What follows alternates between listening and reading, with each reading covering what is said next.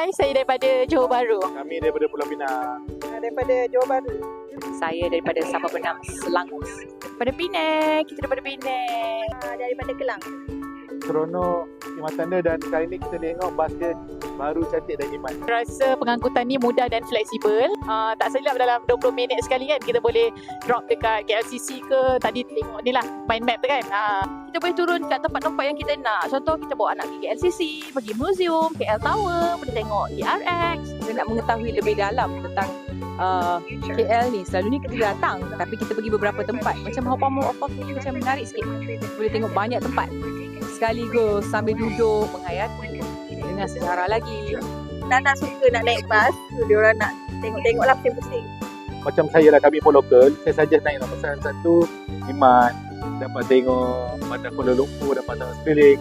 Di samping tu pelancong juga naik bas ni kan. Kita boleh jadi tour guide percuma untuk mereka, untuk kenalkan apa yang ada kat Kuala Lumpur, negara kita tersayang.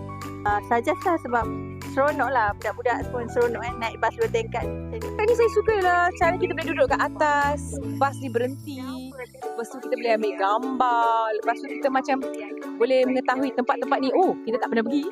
Itu menarik. Bestnya Bestnya naik KL, hop on, hop off. Bestnya naik Ho Ho.